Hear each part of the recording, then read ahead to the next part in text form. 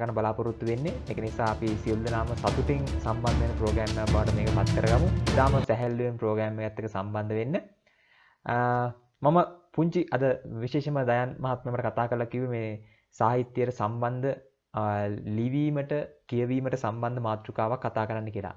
ඒක නිසා මම අද දයන් අර වෙනදා අඳගෙන ඉන්න අර පුද්ගල සංවර්ධන දේශකයා කියන රූපේ පොඩ්ඩක් අයින් කරලා මම ලේඛකයා කියන ප්‍රතිරූපයෙන් තමයි අද කතා කරන්නේ.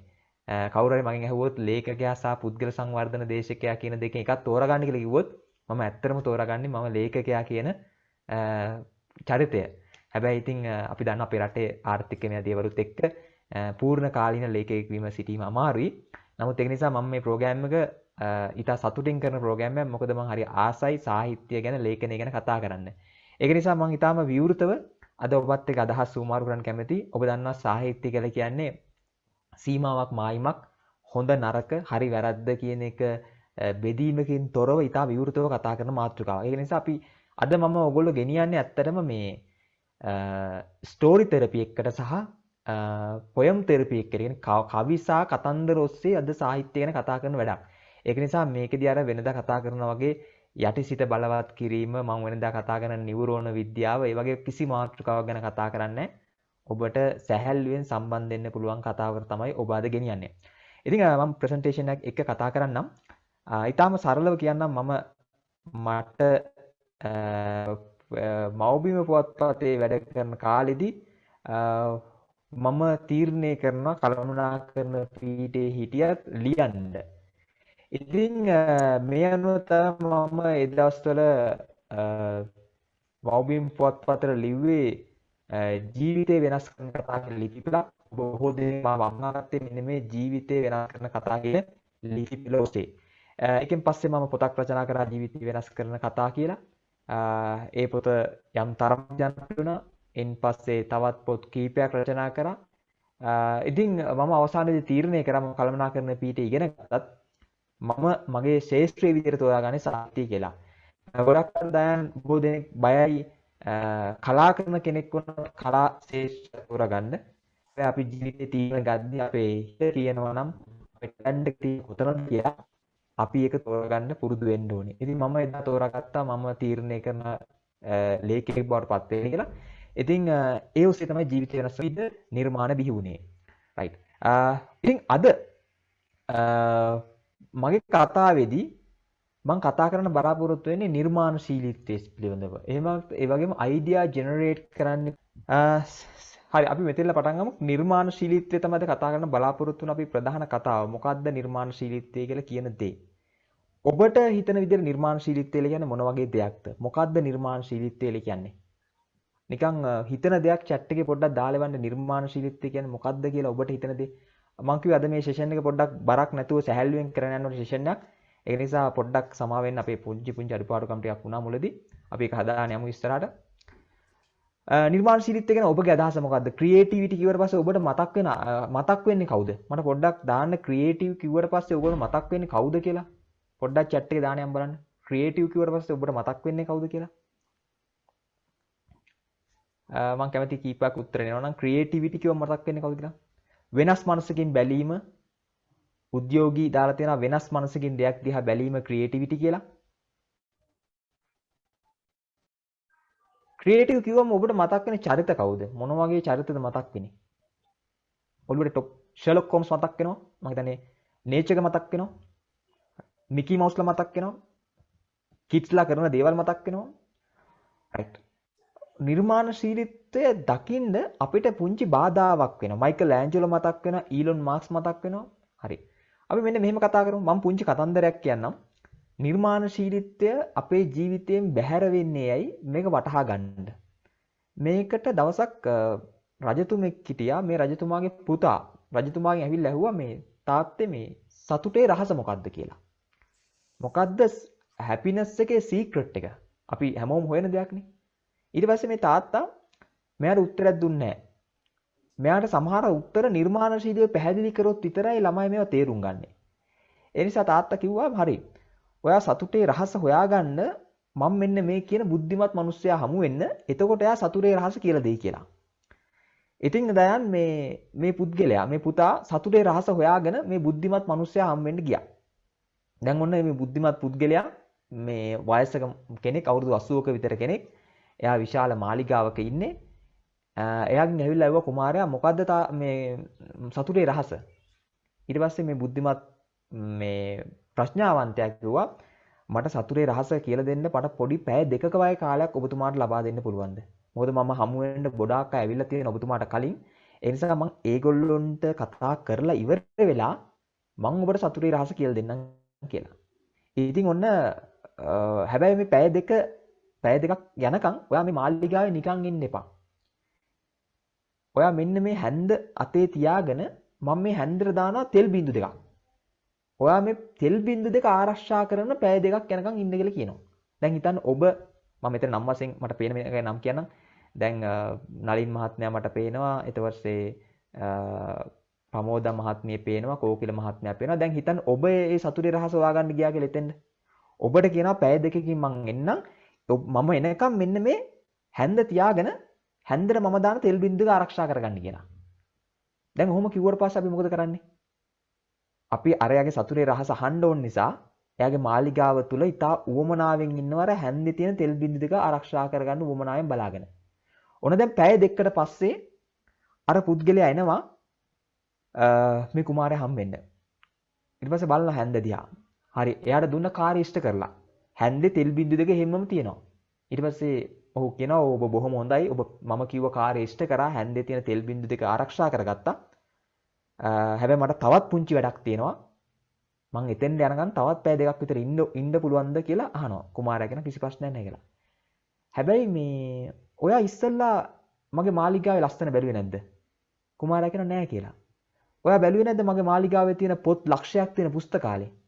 කුමාරයා කියන නෑ මට බලන්න බැරුණා. මොකද මම මේ තෙල් බින්දු දෙක ආරක්ෂා කරගත්තා හැන්දේ තියෙන. එසේ අහනවා ඔබ බැලුවේ නැද්ද මගේ මාලිගාවේ තියෙන දැවන්ත දියැල්ල?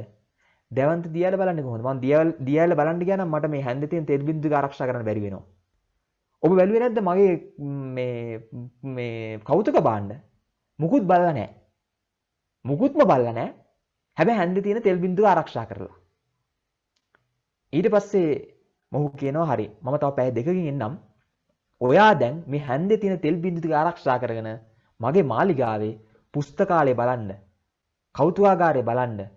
ඒ වගේම මගේ මාලිගාවේ තියෙන කෞතුක භාණ්ඩ බලන්න. ඔන්න ඔහොම කියලා දැන් ඔන්න අර පුද්ගලයා එතනින් පිටත් වෙලා ගියා. දැන් කුමාරයා හැන්දේ තියෙන තෙල් බින්දු ටික ආරක්ෂා කරගෙන ඔන්න දැන් මාලිගාව වටේ රවුමක් යනවා. දැන් හිතෙන්නේ මොකක්ද වෙයිද කුමාරයාට? අපි තෙල් බින්දු දෙක වැඩි වෙලාවක් යන්න කලින් තෙල් බින්දු දෙක ඉසිරලා හැබැයි කුමාරයා දන්නේ නැහැ කුමාරයාට හරිම දුකයි මොකද ඉස්සෙල්ලා පැය දෙකක් එයා මාලිගාවේ ඇවිද්දා හැන්ද දිහා බලාගෙන. එයාට දුකයි අකෝ මම පැය දෙකක් නාස්ති කරන්නේ. මේ පැය කොයිතරම් දේවල් මේ මාලිගාව බලන්න තිබ්බද? දැන් මෙයා මාලිගාවේ පුස්තකාලේ අනම්මනම් ඔක්කොම බලලා එනවා. බලලා එද්දි මොකද වෙලා තියෙන්නේ? හැන්දේ තෙල් බින්දු දෙක නැහැ. ඊට පස්සේ මේ පුද්ගලයා කියනවා ඔන්න දැන් අර ප්‍රඥාවන්තයා මේ කුමාරයා ගාවට එනවා. ඔබ ඊට හොඳින් වැඩේ කරලා තියෙනවා. ඔබ මාලිගාවේ තියෙන හැමදේම බලලා තියෙනවා. හැබැයි වාත් හැන්දේ තියෙන තෙල් බින්දු දෙක ආරක්ෂා කරන්නේ නැහැ. සතුටේ රහස කියලා කියන්නේ මෙන්න මේ තියෙන හැන්දේ තියෙන තෙල් බින්දු දෙකත් ආරක්ෂා කරගෙන ලෝකේ ලස්සන බලන එකට. ඒක තමයි එදා මේ ප්‍රඥාවන්තයා මෙයාට දෙන පණිවිඩය. සතුටේ රහස ලෝකේ ලස්සන බලන එකට. ඉතින් මේ නිර්මාණශීලීත්වය කියලා කියන්නේ මේ වගේ දෙයක්. අපි නිර්මාණශීලීත්වයට ගියාට පස්සේ සමහරට අපේ සාමාන්‍ය ජීවිතයේ දේවල් බැහැර වෙන්න පුළුවන්. හැබැයි අපි මේ සාමාන්‍ය ජීවිතයත් එක්ක ඉදි සාම්ප්‍රදායික ජීවිතයත් එක්ක ඉතිහිතුනේ අපේ නිර්මාණශීලීත්වය අපෙන් මග හැරෙනවා. ඉතින් මෙන්න මෙතනින් එහාට ගමන් කරන්න අපිට නිර්මාණශීලීත්වය ලොකු වැඩක් කරනවා. සතුටේ රහස හොයාගන්න නිර්මාණශීලීත්වයේ දවන්ත කාර්යයක් කරනවා. ඉතින් ඇයි නිර්මාණශීලීත්වය? කෙනෙක්ට අහන්න පුළුවන් ඇයි නිර්මාණශීලීත්වය? ඇත්තටම ඇයි නිර්මාණශීලීත්වය ඕනේ? ඔබ හිතලා බලන්න. දැන් අද ඔබ මගෙත් එක්ක අපි මේ අන්තර්ජාලයේ තියෙන ගැටලුත් අනම්මනම් විසඳගෙන කොහොම හරි අපි පැයක වගේ කාලයක් අපි කතා කරන බලාපොරොත්තු වෙන නිර්මාණශීලීත්වය සම්බන්ධ. ඇත්තටම ඇයි ඔයා නිර්මාණශීලීත්වය ඉගෙන ගන්නේ? මට කවුරු හරි කෙනෙක්ට උත්තර ටිකක් දාන්න පුළුවන් chat එකේ. ඇත්තටම මට අවංක උත්තරයක් දෙන්න. ඇයි ඔයා නිර්මාණශීලීත්වය ඉගෙන ගන්න තීරණය කරේ. ඒ කියන්නේ දයානුයි මායි නිර්මාණශීලීත්වය ගැන ප්‍රෝග්‍රෑම් එකක් කරන නිසා ඒක අහන්න හිතුණාද? නැත්තම් ඔයා හිතනවා ඇත්තටම ඔයාලට නිර්මාණශීලීත්වය වැදගත් කියලා. මට පොඩ්ඩක් උත්තර දෙන්න. බේසිකලි මූලික වශයෙන් ඔබට ඇයි නිර්මාණශීලීත්වය ඕනි? ඇත්තටම නිර්මාණශීලීත්වය අවශ්‍ය වෙන්නේ. මට උත්තරයක් පොඩි උත්තරයක් දාන්න බලන්න. මම කිව්වා මේ සෙෂන් එක අමාරු නෑ. ඉතා සරල සෙෂන් එකක් බවට පත් කරනවා අපි ලස්සන කවි ගීත කුතුහලය නිසා. කීර්ති මහත්තයා කියන කියුරියොසිටි නිසා. වෙනස් ලෝකයේ වෙනස් දකින්න ඕන නිසා. අලුත් දෙයක් කරන්න ඕන නිසා. නෑ මම කියනවා මේ ඔබට නිර්මාණශීලීත්වයේ මූලික අවශ්‍ය මෙන්න මේ දෙයට. ඔයාට සර්වයිව් වෙන්න අද කාලේ නිර්මාණශීලීත්වය අවශ්‍යයි. ඔයාට පවතින්න අද කාලේ නිර්මාණශීලීත්වය අවශ්‍යයි. හිතවතුනි දැන් අපි ඉන්නේ මේ වගේ තත්ත්වයක නෙවෙයිද? විවිධ ව්‍යාපාර ශේෂ්ත්‍රවල ඉන්න මිනිස්සු ඉන්නේ මේ වගේ තත්ත්වයක නෙවෙයිද කොරෝනාත් එක්ක? හතර අති මහ මුහුද අපි පොඩි ගලක් උඩර වෙලා බලාගෙන ඉන්නවා මේ මහ මුහුදේ මේ කැළවීම අඩු වෙනකන්. මෙතනින් වෙනසක් ගන්න නම් අපි නිර්මාණශීලී වෙන්න ඕනේ. එහෙනම් හිතවතුනි නිර්මාණශීලීත්වයේ පළවෙනි කාර්යය මොකද්ද? සර්වයිව් වෙන එක. ඔයාට පවතින්න, ඔයාගේ රැකියාව තුළ පවතින්න, ඔයාගේ ජීවිතය තුළ පවතින්න, මේ සමාජ ක්‍රමය තුළ පවතින්න ඔයාට නිර්මාණශීලීත්වය අවශ්‍යයි. ඒ නිසා අද වෙද්දී නිර්මාණශීලීත්වය කියලා කියන්නේ අර රැවුල වවාගත්ත, කොණ්ඩේ වවපු, කරාම්බු දාපු, අමුතු නේ එච්චර පිළිවෙලට අඳින්න නැති ලේඛකයන්ට, සංගීතඥයන්ට, චිත්‍ර ශිල්පීන්ට විතරක් අවශ්‍ය වෙච්ච දෙයක් නෙවෙයි. ඔබ මෙතන ඉන්නවා නම් ඇකවුන්ටන්ට් කෙනෙක් ඔබට නිර්මාණශීලීත්වය අවශ්‍යයි. මෙතන ඉන්නවා නම් පුංචි දරුවෙක් ඔබට නිර්මාණශීලීත්වය අවශ්‍යයි. මෙතන ඉන්නවා නම් දේශිකෙක් ඔබට නිර්මාණශීලීත්වය අවශ්‍යයි. මෙතන ඉන්නවා රක්ෂණ නියෝජිතෙක් ඔබට නිර්මාණශීලීත්වය අවශ්‍යයි. එහෙනම් හිතවතුනි ක්‍රියේටිවිටි එක අවශ්‍යයි මොකේද? සර්වයිව් වෙන්න. දැන් ඔයා සර්වයිවල්. ඕකේ. දැන් ඔයාගේ සර්වයිවල් එක ඕකේ නම් ඔයාට ඊට පස්සේ ක්‍රියේටිවිටි එක අවශ්‍යයි ග්‍රෝ වෙන්න. ඒ කියන්නේ වර්ධනය වෙන්න.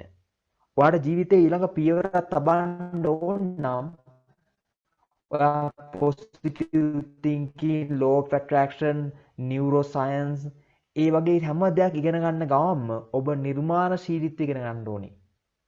නිර්මාණශීලීත්වය ඉගෙන ගන්න ඕනේ ඔබට grow වෙන්න. ඔබ බලන්න සාර්ථක ව්‍යාපාර ඔක්කොම නිර්මාණශීලී අදහසක ප්‍රතිඵලයක්.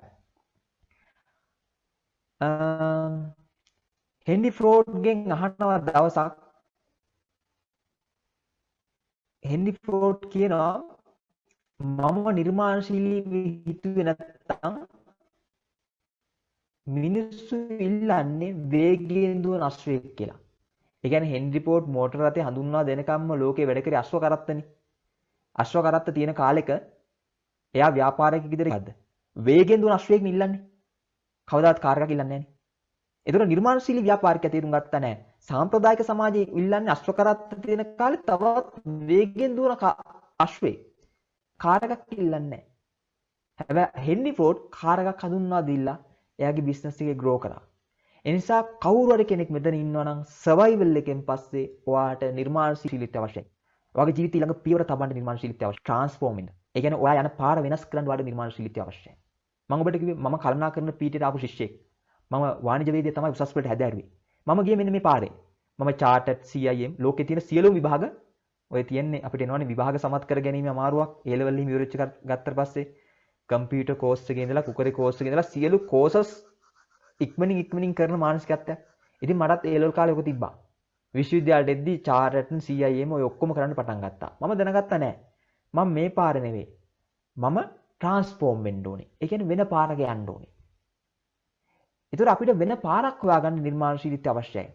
සමහර හිතවතුනි ඔබගේ ජීවිතේ එකතන ඔබට හිතනවා නම් මගේ ජීවිතේ එකතන පල් වෙනවා. මට අලුත් අදහස් එන්නේ නැහැ. මගේ බෝරින් ගතියක් තියෙනවා. ඔබගේ ජීවිතය යන රිද්ම් එක වෙනස් කරන්න අපිට නිර්මාණශීලීත්වය අවශ්‍යයි. එහෙනම් නිර්මාණශීලීත්වය මෙන්න මේ ට්‍රාන්ස්ෆෝම් වෙන්නේ. එහෙනම් හිතවතුනි මොකද්ද? මම කැමතියි ඔබ chat එකේ මේක දානවා නම් survive වෙන්න, grow වෙන්න, transform වෙන්න. survive, grow, transform. මෙන්න මේ තුන උදෙසා අපිට නිර්මාණශීලීත්වය අවශ්‍යයි. මම ඔන්න chat එකේ දානවා ඔයගොල්ලන්ට survive, grow, transform. අකුරු වැරදිමත් තිබුත් සමා වෙන්න. survive, grow, transform. හරිද? survive. ඒ කියන්නේ දැන් බලන්න ඔයා බලන්න දැන් ඔයා ඉන්නේ survival mood එකේද, grow mood එකේද, transform mood එකේද කියලා. ඒ අනුව ඔයාට තීරණය කරන්න පුළුවන් දැන් හරි. දැන් මට සර්වයිව් වෙන්න ඕනේ. මුලින්ම ග්‍රෝ වෙන්නත් කලින් වෙනස් වෙන්නත් කලින් මං අඩුම ගානේ මේ තත්ත්වය තුල යහතින් ඉන්න ඕනේ. මට එනම් නිර්මාණශීලීත්වය අවශ්‍යයි. එහෙනම් අපි අද කතා කරන්නේ මෙන්න මේකට වැදගත් වෙන නිර්මාණශීලීත්වය ගැන. ඔබ දන්නවා ලෝකයේ සමාගම් වල දැන් ඉන්න තැන්පා වෙනස් වෙලා. මේ තියෙන ලෝකේ Google වගේ සමාගම මිනිස්සු වැඩ කරන විදිය. දැන් අපේ රටේ මෙහෙම වැඩ කරන්න දුන්නොත් මොකක් වෙයිද? සමහරට වෙනස් වෙන්නත් පුළුවන් මිනිස්සුනේ උනන්දු වැඩ කරන්නත් පුළුවන්. අපි ඉන්නේ හරිම කොටු ගහපු වීදුරු පෙට්ටිවල නිල් පාට පුටුවල ලොක්ක දැක්කම බය වෙනවා. නිර්මාණශීලී අදහස් ලොක්ක ගාඩි ගියාට පස්සේ නැති වෙලාම යනවා. එහෙම සංස්කෘතියක් නේ අපේ ආයතනවල තියෙන්නේ. නිර්මාණශීලී අදහස් මරණ සංස්කෘතියක්. හැබැයි ඔබට පේන්නේ නැති Google වගේ සමාගමක මිනිස්සු නිර්මාණශීලී වැඩ කරන ආකාරය. දැන් මෙහෙම වැඩ නොකර මෙහෙම ඉන්නත් බෑ. වැඩ නොකර උදේ පාන්දර කියලා මේ පෙට්ටියක් ඇතුළට වෙලා කඩල කකා ඉන්න ගියොත් ඒ සමාගම් දියුණු වෙන්නේ නැහැ. ඒතර මේ මිනිස්සු වැඩ කරනවා ඇත්තටම. ඉතින් මේ තියෙනෙත් Google සමාගමේ ඒගොල්ලෝගේ work environment එක. ඉතාලම ලෝකේ දක්ෂම මිනිස්සු මෙතන ගන්නෙ. හැබැයි ඒගොල්ලොන්ට වැඩ කරන්න නිදහසක් දීලා තියෙනවා. ඔබට වෙනත් වාඩිලා ඉන්න විදිය පාඩම් කරන්න ඒගොල්ලොන්ට හැබැයි ඒගොල්ලෝගේ කාර්යය කරන්න ඕනේ. ලෝකේ යන්නේ දැන් මේ නිර්මාණශීලී කාර්යයට. දැන් මේ තියෙන ලංකාවේ සමාගමක්. ඇත්තට මේ සමාගමට මම ගිහිල්ලත් තියෙනවා මේ ලංකාවේ TBWA TEL කියන සමාගම. TEL කියන සමාගමේ ඔෆිස් එක මම තවත් වෙනස් වෙලා ඇති. ඒගොල්ලෝ ඔපේ සාම්ප්‍රදායික විදිහට නෙවෙයි හදලා තියෙන්නේ. ඇයි? නිර්මාණශීලී අදහස් තමයි අපිට grow වෙන්න, survive වෙන්න අවශ්‍ය වෙන්නේ. ඉතින් එහෙනම් ක්‍රියේටිවිටි අපේ ජීවිතේට ඉතා වැදගත් වෙනවා. ඔබට බිලියන් ඩොලර් අයිඩියාවක් නිර්මාණය කරන්න අවශ්‍ය නම් ඒ අයිඩියා එක එන්නේ ක්‍රියේටිවිටි ඔස්සේ. ඔබ කොයිතරම් හිතන්න ඔබ කොයිතරම් උද්‍යෝගයෙන් හිටියත් මොනතරම් උනන්දුවෙන් හිටියත් සාර්ථක වෙන්න උත්සාහ කරත් ඔයාගේ මොළයෙන් අදහස් එන්නේ නැත්නම් ඔයා කොහොමද ඊළඟ පියවර ලබන්නේ? මූලිකම දේ අදහස. ඒ කියන්නේ හොඳ අදහස් ජනිත වෙනවා නම් තමයි ඔබට විශිෂ්ට දෙයක් කරන්න පුළුවන් වෙන්නේ. එහෙනම් අදහස් නැතුව අපි මොටිවේට් වුණාට වැඩක් නැහැ. ඒ කියන්නේ ඔයා තුවක්කුවේ උණ්ඩ තියෙන්න ඕනේ. ඔළුවේ උණ්ඩ තියෙන්න ඕනේ. ඔළුවේ උණ්ඩ නැතුව ඔයා කොහොමද තීරණ ගන්නෙ? එහෙනම් අදහස් ජනිත කිරීම තමයි අද කාලේ අවශ්‍යම දේ. හැබැයි අපේ අධ්‍යාපන ක්‍රමය තුල මරලා දාලා තියෙන අදහස් ජනිත කිරීම. පුංචි උදාහරණයක්. මම පුංචි කතාවක් දැන් මේ දයන් හිතන්න එපා මේ ප්‍රෝග්‍රෑම් එක ළමා ප්‍රෝග්‍රෑම් එකක් එහෙම කරනවා කියලා. මම හිතා ළමයිට දෙන මේ උදාහරණයක් දෙන්න. අපි අහලා තියෙන සරලම කතාව මොකක්ද කියන්නකෝ? කොක්කු දෙන්නෙක් එක්ක ඉබ්බෙක් උඩින් ගිය කතාව. ඔබ අහලා තියෙන දෙයක් නෑ. කොක්කු දෙන්නෙක් එක්ක ඉබ්බා උඩින් ගිය කතාවේ අවසානයේ වෙනස් කරන්න කිව්වොත් ඔයා කොහොමද වෙනස් කරන්නේ? ඔන්න දැන් ක්‍රියේටිව් වැඩක්. ඔන්න මම විනාඩි 2-3ක් දෙනවා. ඔයාට තියෙනවා ඒ කතාවේ අවසානයේ වෙනස් කරන්න. කොක්කු දෙන්නෙක් එක්ක ඉබ්බෙක් උඩින් ගියා. දැන් ඒ කතාවේ අවසානයේ වෙනස් කරන්න බලන්න. ඔබට කැමති අවසානයක් දෙන්න පුළුවන්. කොක්කු දෙන්නෙක් එක්ක ඉබ්බා උඩින් ගියා. ඔබ දැන් හිතන්න මේ අවසානයේ කොහොමද වෙනස් කරන්නේ? අපි දන්න අවසානයේදී කොක්කු දෙන්නත් එක්ක ඉබ්බා උඩින් යද්දි ළමයි ටිකක් පල්ලෙහා ඉඳලා කෑ ගැවුවට පස්සේ ඉබ්බා කට ඇරලා ඉබ්බා වැටලා ඉබ්බා මැරුණා. ඒකෙන්ද කිව්වේ කටින්ද ඉබ්බා නැහුණා කියලා තමයි කතාවේ අවසානයේ තීරණය වෙන්නේ. හැබැයි දැන් ඔබට කිසිම සීමා මායිමක් නැතුව හිතවතුනේ ඔයාට ඒ කොක්කු දෙන්න කතාවේ අවසානයේ තීරණය කරන්න පුළුවන්. දැන් හිතන්න ඔයාගේ අවසානයේ මම දෙන්නෙකුට විතර අවස්ථාව ලබා දෙනවා. ඒක මම දයන්ගෙන් ඉල්ලා සිටිනවා මෙහෙවන්න කියලා ඒ රේස් කරන්න පුළුවන් අපිට දෙන්නෙක්ගේ අවසානය අපි බලමු. හෑන්ඩ් රේස් කරන්න එතකොට අපි දෙන්නම්. ඔව් ඔයා කැමති අවසානයක් දෙන්න. ඒකනේ. ඒ අවසානය ඉතා විවෘත අවසානයක් දෙන්න. කැමති අවසානයක්. හරි සරල උදාහරණයක්. මේ නිර්මාණශීලී වෙන්න ලොකු දේවල් කරන්න ඕනේ. දැන් ඔන්න ඔයා ක්‍රියේටිව් නම් සමහරට ඒ අවසානයේ අර ඉබ්බයි කතාව අවසානට වඩා ලස්සන නම් මෙතනින් යාට ඒ කතාව පවතී. හරි එක්කෙනෙක් රේස් හෑන්ඩ් කළා තියෙනවා. ඔව් අපි ඒ දුවට අවස්ථාව දෙමුද දැන්? ඔව් කතා කරන්න. ඔව්. හරි දුව කියන්න බලන්න ඒ වාගේ කොක්කු දෙන්න කතාව අවසානයේ කොහොමද වෙනස් කරේ කියලා.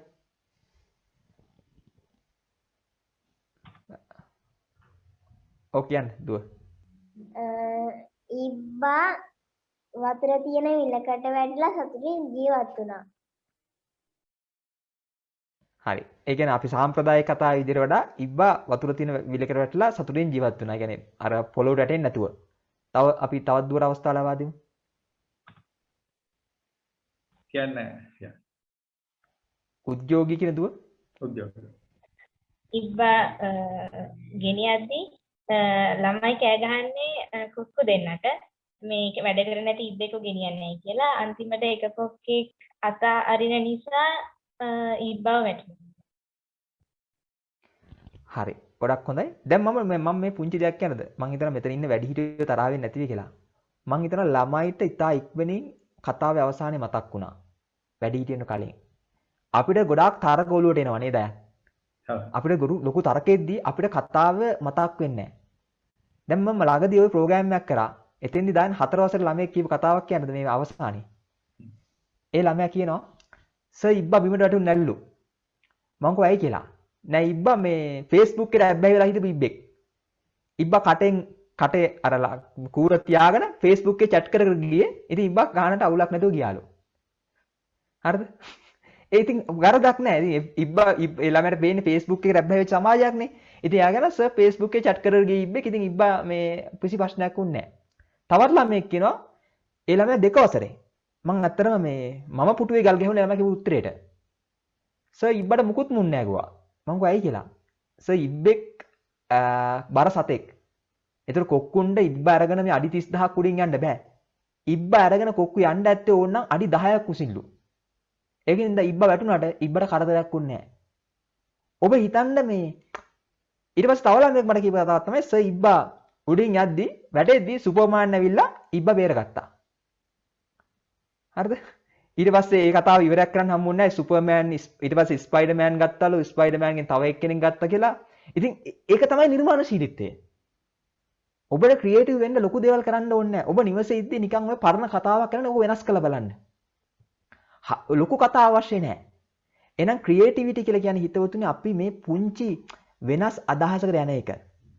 ඔය මම කියන්නේ ක්‍රියේටිව් වෙන්න හොඳම සෙල්ලම තමයි පරණ කතාවක අවසානයේ වෙනස් විදිහට හිතන්න. එහෙනම් නිර්මාණශීලීත්වය අපේ ජීවිතේට ගොඩාක් වැදගත් දෙයක්. නිර්මාණශීලීත්වය කියන්නේ සාම්ප්‍රදායිකව අපි පිළිගන්න නිර්වචනය තමයි අයිඩියා. නිර්මාණශීලී වෙන්න ඔබ පොතක් ලියන්න අවශ්‍ය නැහැ. ඔබ ගත්කතුරෙක් වෙන්න අවශ්‍ය නැහැ. ඔබ සින්දුවක් කියන්න අවශ්‍යත් නැහැ. ඔබ සින්දුවක් ලියන්න අවශ්‍යත් නැහැ. දැන් මේක කොට පස්සේ ඔබට ගැටලුවක් එන්න පුළුවන්. මොකද්ද නිර්මාණශීලීත්වයේ සම්බන්ධ ප්‍රශ්න කියලා මම කියනවා කතුවරෙක් වෙන්න අවශ්‍යත් නැහැ. මෙතන ඉන්න අයගෙන් මම විශ්වාස කරනවා මෙතන ඉන්න පොඩි ළමයි මම දැන් පොත් 8ක් ලියපු කෙනෙක්. හැබැයි මමයි මෙතන ඉන්න පොඩි ළමයි අතර නිර්මාණශීලීත්වයේ සම්බන්ධ තරඟයක් තිබ්බොත් අනිවාර්යෙන් ඒගොල්ලෝ දිනනවා මම පරද්දලා. නිර්මාණශීලී වෙන්න ඔබ කරන්න ඕනි පුංචි ළමයි කරන වැඩ. නිර්මාණශීලීත්වය කියලා කියන්නේ අයිඩියා එකක්, අදහසක්. ඒක අලුත් අදහසක්, ඒ වගේම ප්‍රයෝජනවත් අදහසක්. ඔබ තුලින් අලුත් ප්‍රයෝජනවත් අදහසක් එනවා නම් හිතවතුනි ඒක නිර්මාණශීලීත්වය. ඉතින් ඕෂෝ කියන විදියට ලෝකේ සාර්ථක ජීවිතයක් ගත කරන්න දේවල් තුනක් අවශ්‍යයි. එකක් ක්‍රියේටිවිටි, දෙවෙනි එක කොන්ෂස්නස්. ඒකේ අකුරු වැරදීමක් තියෙන සමා වෙන්නේ කොන්ෂස්නස්. ඒ කියන්නේ නිර්මාණශීලීත්වය සවිඥානිකත්වය සහ කරුණාව. ඔහු කියන සාර්ථක ජීවිතයක් ගත කරන්න මේ සීස් තුන අවශ්‍යයි. creativity, consciousness, compassion. අපි කොයිතරම් සාර්ථක පුද්ගලෙක් වුණත් වැඩක් නැහැ නිර්මාණශීලීත්වයක් නැතුව, සවිඥානයක් නැතුව සහ කරුණාවක් නැති කෙනෙක් කියලා. අපිට ඉවසීම තියෙන්න ඕනේ, සමාව දීම තියෙන්න ඕනේ. ඒ සියල්ල නිර්මාණශීලීත්වයෙන් ඇති කරනවා. ඉතින් මම විශ්වාස කරනවා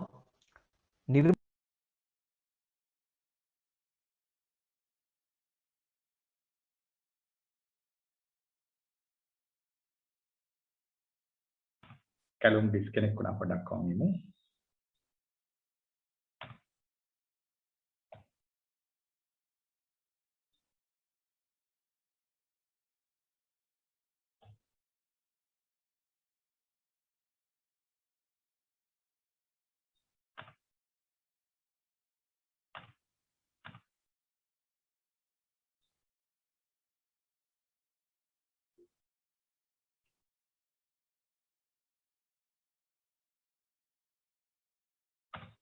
ඔව් කැලුම්.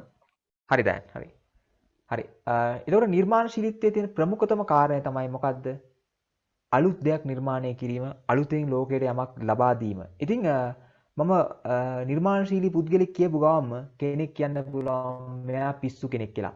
සරලවම කෝ නිර්මාණශීලී පුද්ගල මේ වගේ. දැන් මේ රවුම් සිදුරු වලට මේ කොටු කුඤ්ඤයක් බස්සන්න බෑනේ. ඒ කියන්නේ ගැලපෙන්නේ නැහැ. ඇත්තටම නිර්මාණශීලී පුද්ගලයෝ සාම්ප්‍රදායික සමාජයේ ප්‍රශ්න කරනවා. ඒගොල්ලෝ සාම්ප්‍රදායික සමාජයත් එක්ක සටන් කරනවා. ඒක නිසා තමයි ඒගොල්ලෝ කියන්නේ මේ පවතින ක්‍රමය පිළිගන්නේ නැති අය කියලා.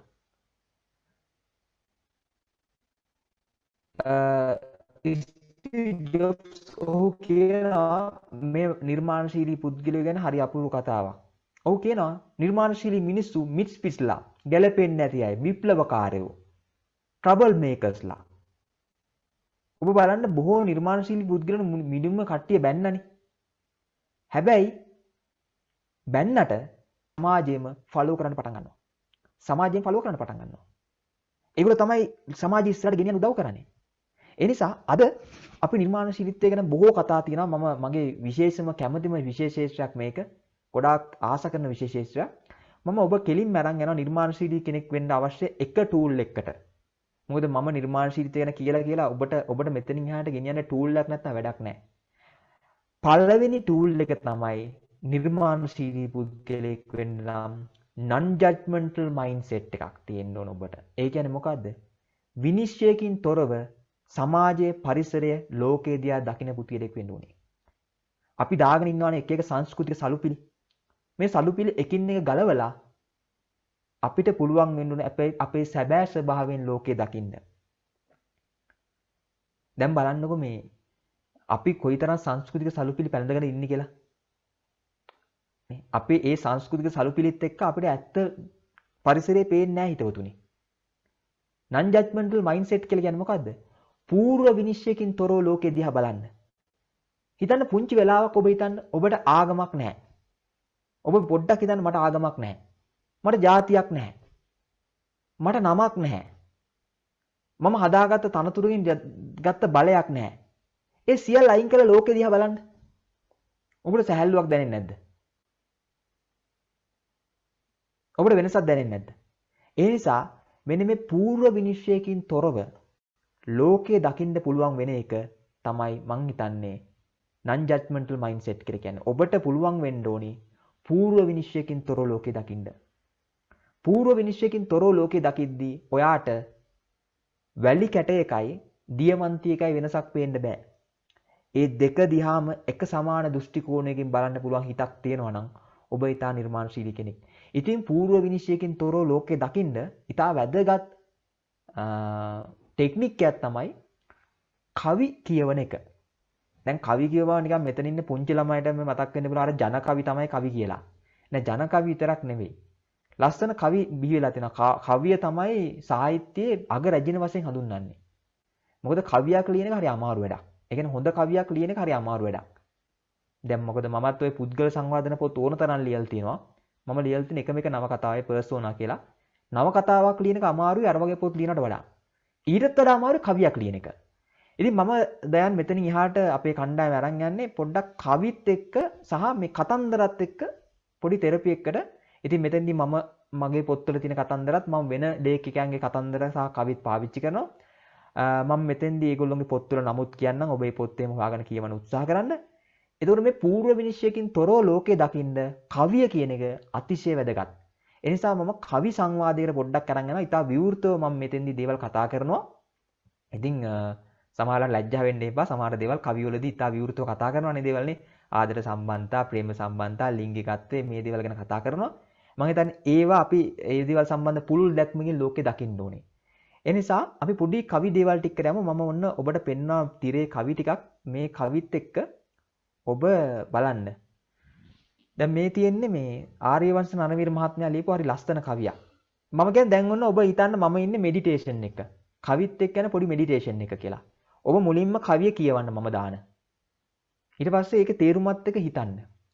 කටු ඉවසීම. මේ කවිය ලියලා තියෙන ආර්යවංශ නරවීර මහත්මයා. අවහිර කළද යනෙන මග කටුවත්ත පිහියගෙන සිද නොදමෙමි සැහැසීව. අතු කෙලෙහිරි පිපිගත් සිනහවේ සුවඳ පිහි මුවාතට වඩා තියුණුව. හිතන්න දැන් ඔබ යනවා උයනට. ඔබ උයන ගියාට පස්සේ ඒ උයන කටු තියෙන ගහක් තියෙනවා. ඔබට හිතනවා මේ කටු ගහ කපලා අයින් කරන්න පිහියෙන්. හැබැයි පිහිය ලං කරද්දී ඒ කටු ගහේ පිපිලා තියෙන මල දැක්කට පස්සේ ඔබට හිතනවා මේ පිහියට වඩා ඒ මලේ සිනහව තියුණුයි කියලා. එහෙනම් කොයිතරම් පුංචි සිද්ධියක් එක්ක රූප කොච්චර මවලද කියලා. කටු විවසීම. දැන් මේක අපේ ජීවිතයට සම්බන්ධ කරලා බලමු. සමහරවිට අපිට සමහර පුද්ගලයන් එක්ක වැඩ කරන්න සිද්ධ වෙනවා. ඒ මිනිස්සුගේ කටු ගතිය වැඩි. සමහරට සැහැසි ගතිය වැඩි. සමහරට ඒගොල්ලොත් එක්ක වැඩ කරන්න අමාරුයි. හැබැයි අපිට ඒ දේවල් ඉවසන්න සිද්ධ වෙනවා. ඒ මිනිස්සයා හරියට ට්‍රේන් කරලා ගත්තොත් අපිට හොඳ ප්‍රතිඵලයක් ලබා දෙන්න පුළුවන්. ඒ නිසා මේ කටු ඉවසීම අපිට සාමාන්‍ය ජීවිතේදී කරන්න වෙන වැඩක්. දැන් ජජ්මන්ටල් එකක් තියෙන කෙනෙක් නම් විනිශ්චයකින් ලෝකේ දකින්න කෙනෙක්ට මේවයි කවිල යන්න බෑ. එයා එක්ක කටුවේ පැත්ත ගන්නවා, එහෙම නැත්නම් මලේ පැත්ත ගන්නවා, පීයේ පැත්ත ගන්නවා. මෙතන කවුරුත් හරි වැරද්දක් නැතුව ඉතා ලස්සනට මේ කවියේ එක පැහැදිලි කරනවා. දැන් මම කියවනේ ඔබ මම අරන් යන්නේ මේ කතන්දර, ඒ කියන්නේ non judgmental mindset එකට අපි යනවා නම් හිතවතුනි අපිට තියෙන්න ඕනේ මේ මම කිව්වේ ජාතියක්, ආගමක්, කුලයක් කෙලිමකොත් ඔබගේ සැබෑ ස්වභාවයෙන් ලෝකේ දකින්න ඕනේ. කිසියම් ප්‍රශ්නයක් වෙච්ච අවස්ථාවක ඔය සියලු සංස්කෘතික සලුපිලි පැත්තකට තියලා ඔයා වගේ සැබෑ ස්වභාවයෙන් ලෝකේ දකිද්දී ඔන්න නිර්මාණශීලී අදහස් එනවා. ඒ නිසා තමයි අර ෆිට්ජරල්ඩ්ස් කියන ලේඛකයා කියන්නේ මෙහෙම කතාවක්. මට වීරයෙක් පෙන්වන්න මම ලියන්නම් ශෝකාන්තයක් කියලා. ඔබ බලන්න ලෝකේ බිහි වෙච්ච සෑම වීරයෙක් පිටිපස්සෙම තියෙන ශෝකාන්තයක්. එයා කියනවා මට වීරයෙක් පෙන්වන්න මම ලියන්නම් ශෝකාන්තයක් කියලා. ඒතකොට නිර්මාණකරුවාගේ කාර්යය වෙන්න ඕනේ වීරයාගෙන ලියන එක නෙවෙයි. වීරයාගේ පිටිපස්සේ තියෙන ශෝකාන්තය ලියන එක.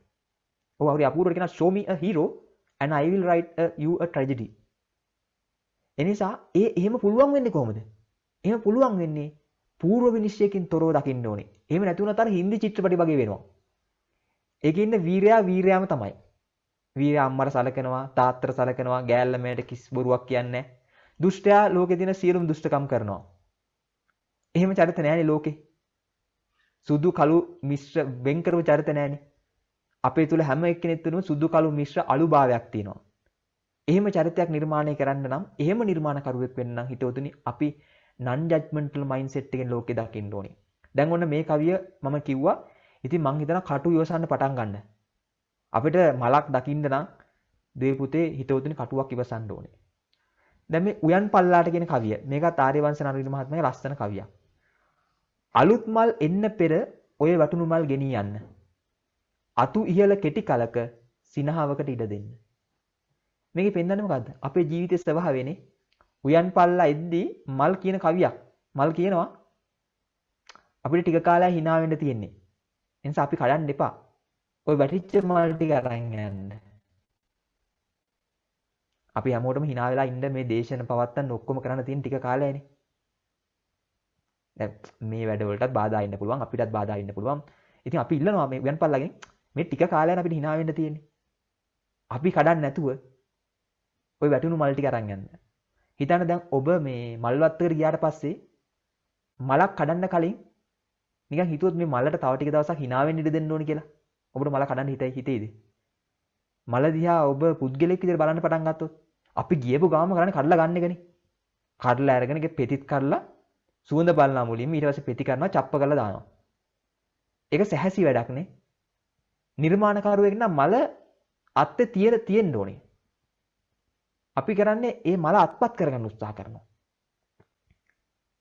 දැන් මේ කවියත් එක්ක මේ පුංචි කවි මේව භාවනාවක් වගේ. මේ කවියක් එක්ක ඔබ ගොඩාක් වෙලා හිතන්න ඕනේ. මේ කවිය අපේ ජීවිතය ගැන පැහැදිලි කරනවා. අපිට අපේ ආත්මාර්ථකාමීත්වය ගැන පැහැදිලි කරනවා. අපේ සමාජය ගැන පැහැදිලි කරනවා. මේ කවි කීපයක්ම තියෙනවා. තව ලස්සන කවියක් තමයි මෙන්න මේ කවිය. දැන් ඔබ හිතන්න ඔබගේ නිවසට මේ වගේ කුරුල්ලෙක් එනවා. ඔබ කොහොමද මේ වගේ කුරුල්ලෙක් ආවට පස්සේ අපේ නිවසට කපුට වෙනවා. අපි කපුටෝ බල බල ඉන්නවද? සාමාන්‍ය ගස් අස්සෙන් කපුරු දිහා බලනවද? අන්න කපුටෙක් කියලා අර ජනලේ ගාවට ගිහිල්ලා ගස් අස්සට ගිහිල්ලා අමාරුවෙන් බෙල්ල කොකෙක් වගේ එළියට දාලා කපුට දිහා බලන්නේ නැහනේ. හැබැයි මේ කුරුල්ලා දිහා අපි ඌමනායෙන් බලනවා. මම හිතනවා මේ මෙතන ඉන්න දරුවන්ගේ මේ කුරුල්ලා දැකලා තියෙන අය ඉන්නවද කියලා මම දන්නේ නැහැ. නමුත් මෙතන ඉන්න වැඩිහිටිය අය නම් මේ කුරුල්ලා දැකලා ඇති. ඉස්සර ගම් වල ජීවත් වෙච්ච අය නම් මං හිතන්නේ දැකලා ඇති. පොඩ්ඩක් පුළුවන් නම් රේස් හෑන්ඩ් කරන්න ඔයගොල්ලෝ දැකලා තියෙන අය ඉන්නවා නම් මේ කුරුල්ලා. රයිට් මං හිතන්නේ වැඩිහිටිය දන්නවා දැකලා තියෙනවා ඇති. මේ කුරුල්ලා මං කියන්නේ මීට වගේ සමාන කුරුල්ලෙක් අපේ රටෙත් ඉන්නවා. අපි මේ වගේ කුරුල්ලෙක් ආපු ගමන් අපේ දෙමව්පියෝ මොකද කරන්නේ? අන්න අර කුරුල්ලා ඇවිල්ලා කියලා පෙන්නන කතා කරනවානේ. මං හිතනවා සමාජයේ මේ ඕගොල්ලෝ කණ්ඩායමත් මං දකින්නේ මෙන්න මේ වගේ කණ්ඩායමක් විදියට. ඕගොල්ලෝ සුවිශේෂ කණ්ඩායමක්. ඒ කියන්නේ නිරන්තරයෙන් දකින්න හම්බ නැති කණ්ඩායමක්. මේ වගේ වැඩසටහන් වලට සම්බන්ධ වෙන. දැන් මේ කුරුල්ලා ගැන හරි අපූර්ව කවියක් ලියනවා මේ දොළොස් රළ කියන කවි පොතේ ආර්යවංශ රණවීර මහත්මයා. එයා ලියනවා පෙද දිග සුදු කුරුල්ලා ගැන කවියක්. පෙද දිග සුදු කුරුල්ලා. මේ කවිය තා දැවන්ත කවියක්. මේ කවියෙන් කියන්නේ සුදු කුරුල්ලෙක් ගැන නෙවෙයි හිතවතුනි. මේ කවිය පොඩ්ඩක් හොඳින් කියවන්න බලන්න. ඊටාම සැහැල්ලුවෙන් කියවන්න. අර වෙනදා මානසිකත්වයෙන් කියවන්න බෑ. ඊටා සැහැල්ලුවෙන් කියවන්න. මොකද්ද? පෙද දිග සුදු කුරුල්ලා. පෙද දිග සුදු කුරුල්ලා එන්නේ කලාතුරකිනි වත්තට. ඇත්තනේ කපුට වගේ නිතර එන්නේ නැහැ මේ කුරුල්ලා. ආවත් ගස් කොළන් අස්සේ සැඟවෙනු මිසක එන්නට සැකයි එළියට පෙනෙන්නට.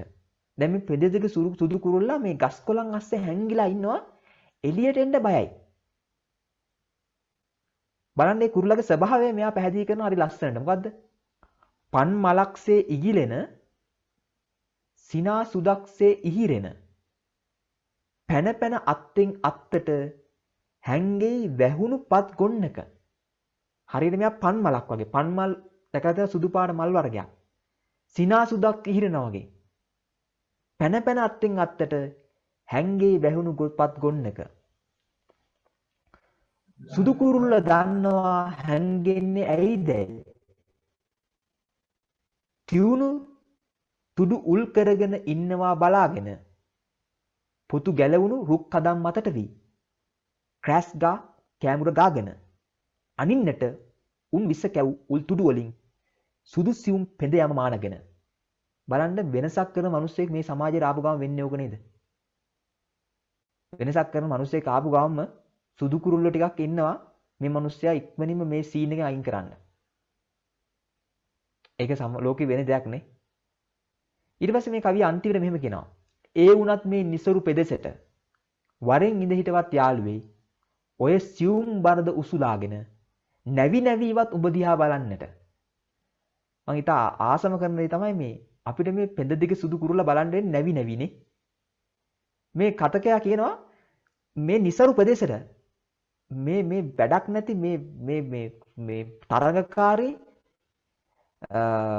ආත්මාර්ථකාමී මේ ප්‍රදේශයට උඹ කොහොම හරි වරෙන් ඔය සියුම් බර උසුලාගෙන වරෙන් මොකද අපිට උඹ දිහා නැවි නැවිවත් බලන්න ඕනි කියලා. මේ කවියෙන් කියන්නේ මොකද්ද? අපේ සමාජයේ වෙනසක් කරන මිනිස්සු ගැන. වෙනසක් කරන මිනිස්සු නිසරු ප්‍රදේශයකට ඉඳ හිටවත් එන්න ඕනි. ඉඳ හිටෙන වෙනසක් කරන මිනිස්සයාටත් සාම්ප්‍රදායික සමාජය කරන්නේ එයා පිස්සෙක්, එයා විප්ලවකාරයෙක්, එයා ගැටුම් සාගත පුද්ගලයෙක් කියලා එයා සම්බන්ධයෙන් අයින් කරන්න උත්සාහ කරනවා. රයිට් එක්කෙනෙක් දාලා දෙනවා හරියව ඕ මේ පෙදදිග සුදු කුරුල්ලට අපි කියන්නේ සුදු රෙදි හොරා කියලා. සුදු රෙදි හොරා කියලා කියන්නේ එයාටත් හොරා කියලා නම දාලා තියෙනවා අපි සුදු රෙදි හොරා කියලා තමයි කියන්නේ. මේ සුදු රෙදි හොරා ගැන තමයි මේ කියන්නේ. මේ මොකක් ගැනද කියන්නේ හිතවතුනි? මේ කියන්නේ සමාජය ගැන. මේ කුරුල්ලෙක් මූලික කරගෙන සමාජය ගැන කියනවා. දැන් මෙහෙම කිව්වොත් සමාජය ගැන නිකන් ලිව්වොත් මේක ලස්සනයිද? මේ සමාජයේ මිනිස්සු හරි නරකයි. වෙනසක් කරන මිනිස්සුන්ට ඉඩ දෙන්නේ නැහැ. වෙනසක් කරන මිනිස්සුන්ට ගහනවා, රණ්ඩු කරනවා. එහෙම කියන්නේ නැතුව හිතුවොත් මොකද කරේ? මම සුදු රෙදි හොරා කියන කුරුල්ලා පාවිච්චි කරලා මේ ලෝකේ ගැන පැහැදිලි කරනවා. ඉතින් මම විශ්වාස කරනවා අපි මේ නිසරු ප්‍රදේශ වලට ඉඳ හිට යන සුවිශේෂී පුද්ගලෙක් වෙන්න අපි හැමෝටම හැකියාව තියෙනවා. ඉතින් ඒකට කටු ඉවසන්න සිද්ධ වෙනවා අපිට එහෙම ගමනක් යනවා නම්. ඉතින් මේකත් ඔහුගේ ඉතා ලස්සන කවියක්. මම මෙතන ගොඩාක් යොදා ගන්නවා ආර්යවංශ රණවීර මහත්මයාගේ කවි. මොකද ඔහු මේ කෙටි කවි ලිවීමේ ලංකාවේ ප්‍රවීණයෙක්. ඒ වගේම ඔහු නිරන්තරයෙන්ම මාධ්‍ය තුල දකින්න හම්බෙන්නේ නැති කෙනෙක්. නමුත් ඔහු ඉතා විශිෂ්ට දාර්ශනික කවි ලියපු සුවිශේෂ පුද්ගලෙක්. එයාගේ කවි පොත් ගොඩාක් තියෙනවා. එක්කෙනෙක් දාලා තියෙනවා මේ දැන් සුදුරෙදි හොරා කියන අහිංසක සතෙක්නේ. අපි ඌටත් හොරා කියලා නම දාලා තියනවා කියලා. මේ ඒ නිසා මෙතන මේ පෙදදිග සුදු කුරුල්ලා කියලා තමයි මේ රණවීර මහත්මයාගේ කුරුල්ල නම් කරන්නේ. ඒක නිසා රයිට්. මේ අපිට මේ නිර්මාණශීලී දෙයකදී අපිට පේන දෙයට වඩා ඇතුළතින් පේන දේ වෙනස්. දැන් මෙන්න මේ කවිය. මේ කවිය ටිකක් වෙනස්.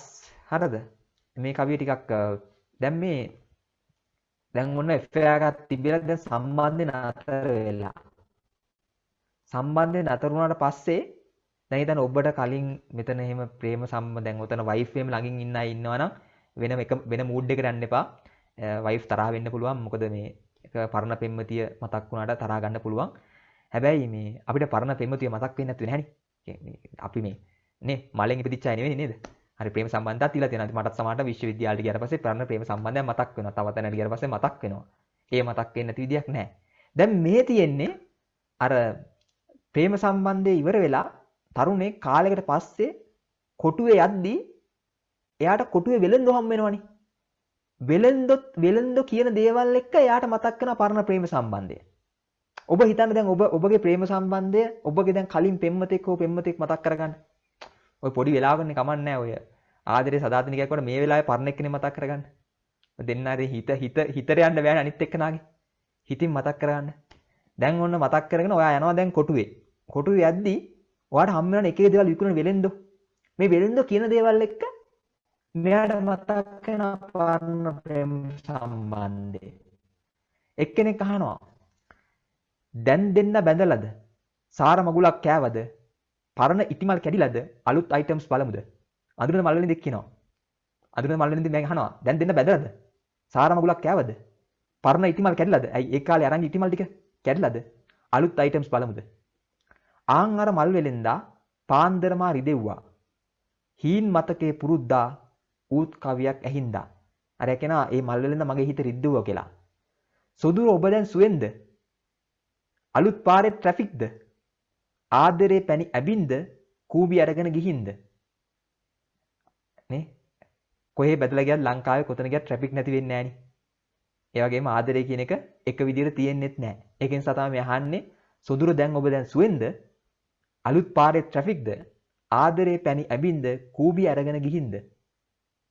මැනින් පාරේ එති වෙනින් අය තව යති. අපි ගියේ මැනින් පාරේ තවත් අය යනවා. කනෙන් පෙන්නන්නට හැකි කෙනෙත්තුව අහු මුළු ඇති. නේ?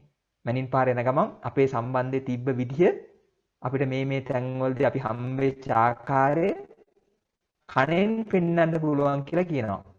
මේක මේ කවිය ලිව්වේ ටිම්රාන් කීර්ති රාජ්‍ය සම්මාන ගත්ත කවියෙක්. එයාගේ මේ කවි පොතක තියෙන කවියක්. බොහෝ ගහෙන් කොළයක් වැටි බෝල ළමදෙත් මැද හිටි. මේ අතින් අර ගත් හැටි බේරේ වැටත් කිචි ඇති. ඒ සමහර සිද්ධි ගැන ඔහු පැහැදිලි කරනවා. ගුණසේන අගුවට වෙලා කියවීම ප්‍රැක්ටිස් කළා. ඒ කියන්නේ ගුණසේන පොත් සාප්පුවට ගිහලා මේගොල්ලෝ කියවීම ප්‍රැක්ටිස් කරා. අර කොටුවේ තියෙන ඕල්කට් මාවතේ ගුණසේන පොත්වල. එතන කවි පොත් නෑ කියා හැමදාම අමතක වුණා. කොළඹ කොටුවේ වයන්න යට බෑ තව රැඳෙන්න. කොම්බු පුළුවන් නවන්න වා යන්න බෑ දිගාරින්න. ඒ කියන්නේ මේ පෙන්නන්නේ හරි සරල දෙයක් මේලා. මිනිස්සයා බස් එකෙන් බැහැලා කොටුවේ යද්දී අර පරණ ප්‍රේමේ මතක් වෙන එක. ඉතින් මෙන්න මේ වගේ අපිට මේ පුංචි දෙයකින් පුළුවන් අපිට වෙන තින්කින් එකකට යන්න. දැන් මේකත් රණවීර මහත්මයාගේ ලස්සන කවියක්. මහා කුණාටුවක්ද කැටුවගෙන තමා බිම දමන්නට සුළඟට දි รา ගිය පියපතක් කී රහස. ඒ කියන්නේ ලොකු කුණාටුවක් ඇවිල්ලා මේ ආවට පස්සේ දි รา ගියපු පත්‍රයක් කියන රහස මොකද්ද? ඇයි මේ තරම් තරහා? හිමින් කනට කර කීවා නම් මදිද? ඒ කුළඟට කියනවා ඇයි මෙච්චර තරහක්? ඔය ප්‍රශ්නේ පොඩ්ඩක් හිමින් කිව්වනම් නේ? මේ පුංචි කවි හරි අපූර්වයි. මම දකින විදිහට මේ හරි අපූර්ව කවි. ඉතින් දැන් මේකත් කවියක්. ඒකත් ඔහුගේ මේ අහස සොයන තුරක් තුරට නොබර වැලක් වැලේ සතුටු මලක්. කියන්නේ මේ මලක් පිපීම සම්බන්ධව ඔහු දක්වලා තියෙන අදහසක්. අපි තා පොඩ්ඩක් ඉස්සරහට යමු. right. මම මේ කවිය මම හිතන්නේ ඊටාම ආධ්‍යාත්මික කවියක්. පස් දෙනා කියලා මේ අපි දන්නවා පස්වග මහණුන් මේ බුදුහාමුදුරුවොත් එක්ක කාලයක් සිද්ධාර්ථ කුමාරයත් එක්ක බණ භාවනා කළා. සිද්ධාර්ථ කුමාරයා භාවනාව ප්‍රගුණ කළා මේ නිර්වාණය අත්පත් කරගන්න නැති වෙයි කියලා හිතලා ඒ දෙන යනවා. ඊට පස්සේ මේ ඒ සම්බන්ධව කියන කවියක්.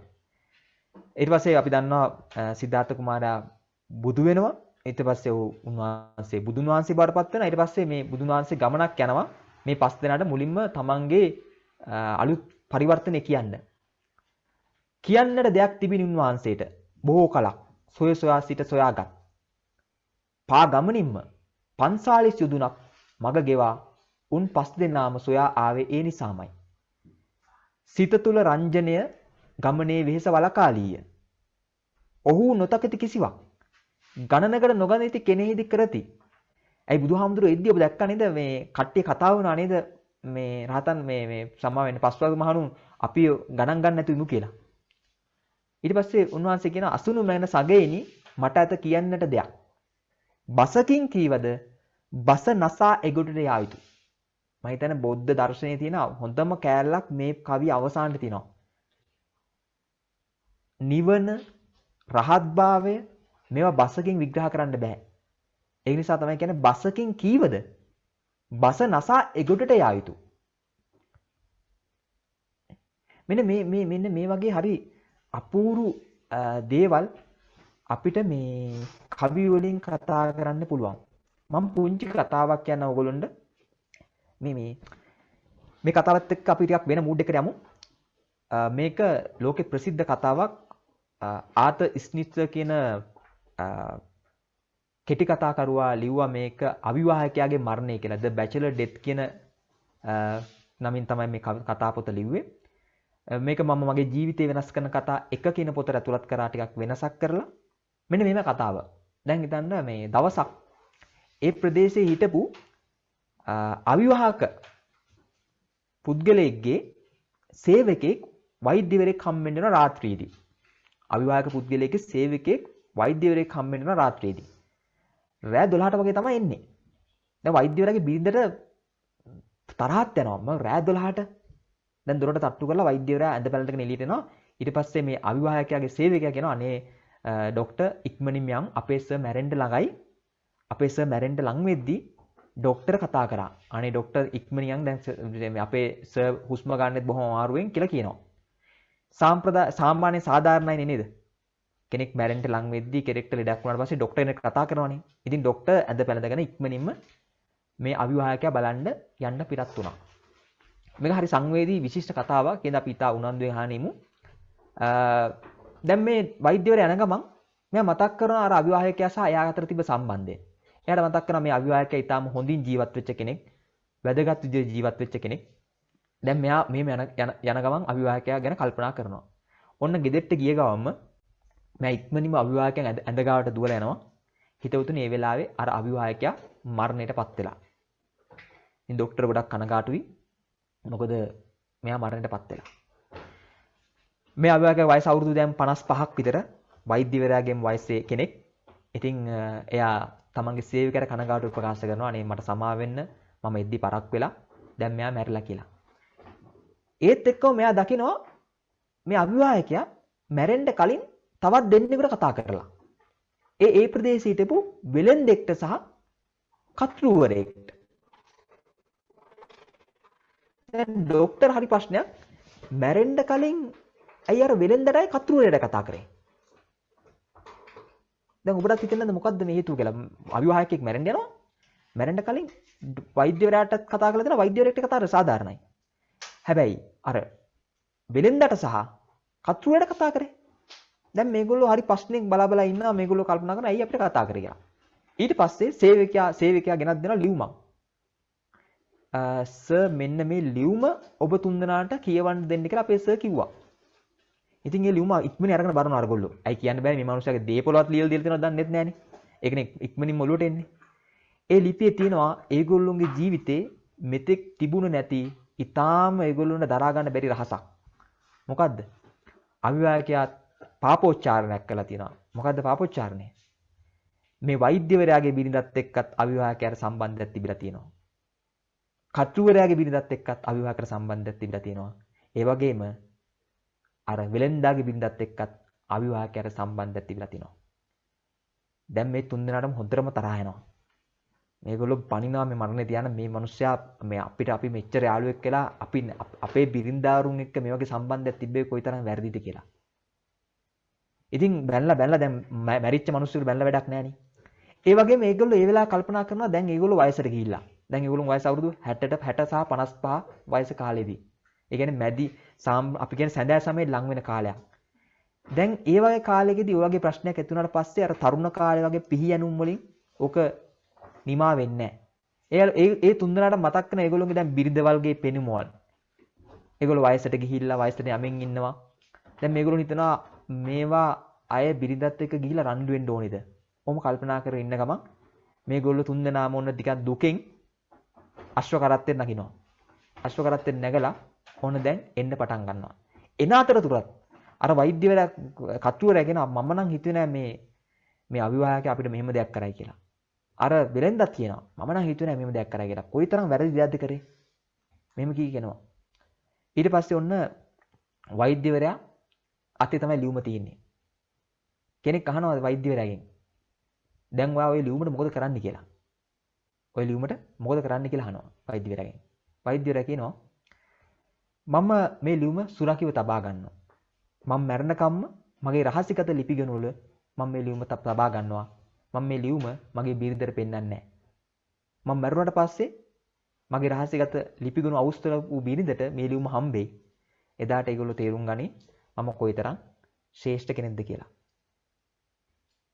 ඒ කියන්නේ එයා ඒ ප්‍රශ්නේ වයිෆ්ට දීලා එතන රණ්ඩුවක් ඇති කරන්නේ නැතුව එයා ඒ රහස සංගවන එක ඔහු පැහැදිලි කරනවා. මම මේ බිරිඳට මම මේ ලියුම පෙන්නන්නේ නැහැ. මම මේක මගේ රහසිගත ලිපිගණු වල සංගවලා තියෙනවා. හැබැයි මම මැරුණාට පස්සේ කවදාද දවසක මේ ලිපිය අහුවෙද්දි බිරිඳ හිතෙයි මම එයා ගැන තියෙන දවන්ත රහසක් රැකගෙන එයාට සමාව දීලා හිටියා කියලා. ඉතින් මෙන්න මේ කතාව කියද්දි මට මතක් වෙනවා මේ මහින්ද ප්‍රසාද් මස්සිඹුලගේ හරි ලස්සන කවියක්. ඔබ අහලා තියෙන මහින්ද ප්‍රසාද් මස්සිඹුල ලංකාවේ බිහිවෙච්ච විශිෂ්ට කවියෙක්. එයා ලියනවා මෙන්න මෙහෙම කවියක්. කහට රසයක් කියලා කවියක් ලියනවා. මැදිවියට පස් වුණාට පස්සේ තියෙන ලොකුම ප්‍රශ්නයක් වෙන සම්බන්ධතා සම්බන්ධ ප්‍රශ්නේ. දැන් මේ කහට රසයක් කියන එකෙන් පෙන්වන්නේ ඔය සම්බන්ධතාවත් එක්ක ඇති වෙන ප්‍රශ්නේ. දැන් මේ කවි මේ කතාවලින් මොකද්ද වෙන්නේ? අපි අර ඒ වගේ ප්‍රශ්නයක් වුණත් වෙනස් විදිහට විස්තර උත්සාහ ගන්නවා. සාම්ප්‍රදායිකව අර කරන්නේ මොකද්ද? අර ලියුම පෙන්නලා බිරිඳත් එක්ක රණ්ඩු වෙන එකනේ. හැබැයි අර වෛද්‍යවරයා කරේ මොකද්ද? නිර්මාණශීලී වැඩක් නේ. දැන් මේ කහට රසයක් කියන කවි පොතේ තියෙන්නේ මේ පුද්ගලයාගේ බිරිඳත් එක්ක සම්බන්ධයක් තිබ්බ පුද්ගලෙක් කාලෙකින් හම්බෙනවා. හිතන්න අවුරුදු 20කින් විතර හම්බෙනවා. ඒ හම්බුනාට පස්සේ එදෙන අතර ඇති වෙන සංවාදය. කොළඹ තේ කඩේක හම්බෙක කාට උගුරක් උරා සැනසෙන වීරේ 20-30 වසරකට පෙර මතකයක හිත කහටකින් තොර. ඒ කියන්නේ අවුරුදු 20කට කලින් තමයි මේ දෙන්නා බිරිඳගේ ප්‍රශ්නයක් නිසා තරහ වෙලා තියෙන්නේ. හැබැයි මෙයා කියනවා කොළඹ තේ කඩේක තේ එකක් ප්ලේන් එකක් ගගා ඉන්න ගමන් අර පුද්ගලයා හම්බෙනවා. අර බිරිඳත් එක්ක සම්බන්ධ තිබු පුද්ගලයා හම්බෙනවා. හැබැයි මෙයා කියනවා දැන් මගේ හිතේ ඒ 20 වසරකට කලින් තිබ්බ කහට දැන් නැහැ. කොහෙද වීරේ? එදා නුඹ හිස පැලඳගෙන බොකුටු කොණ්ඩේ. එතන මේ වීරේ කියන පුද්ගලයාගේ ලස්සන කොණ්ඩයක් තිබිලා තියෙනවා. කොහෙද මූණේ දවටගෙන උන් සිනාමැල්වල. ඒ කියන්නේ මේ කාලයත් එක්ක අපි හැමෝම වෙනස් වෙනවනේ. අපි මේ රණ්ඩු වෙන්නේ මරා ගන්න දන්නේ. අපි පිහියනුම් කරගන්නේ මොකද්ද? මේ වෙනස් වෙන වස්තුවක් වෙනුවෙන්. දැන් මේ පුද්ගලයා කියනවා කොහෙද වීරේ? එදා අර ඔයාගේ කොණ්ඩේ. ඒ වගේම ඔයාගේ ලස්සන හිනාව කොයි? අහමු ලෙස හමු වූ සැදෑ අඟ ගොඩ වැදී යමු අපේ ගෙදරට. ඔය තරම් ඇස් ලොකු කරගන්න උවමනා නැත. දැන් කියනවා මෙයාට යන් අපි අපේ ගෙදර කියලා. දැන් මෙහෙම කිව්ව ගමන් අර මනුස්සයාට මොකද හිතෙන්නේ? එකපාර ඇස් ලොකු වෙනවනේ. මෙයා කියනවා ඕක එච්චර ප්‍රශ්නයක් නෙවෙයි. අපි ගෙදරට යමු. තේ බදුන් කුඩු වූ සැඳෑවක නුඹේදා නොකියාම් පිට වුනි. එදා අඳුරේ අහම්බෙන් මෙන් මගේ බිරිඳගේ කඳුළු දුටුවෙමි.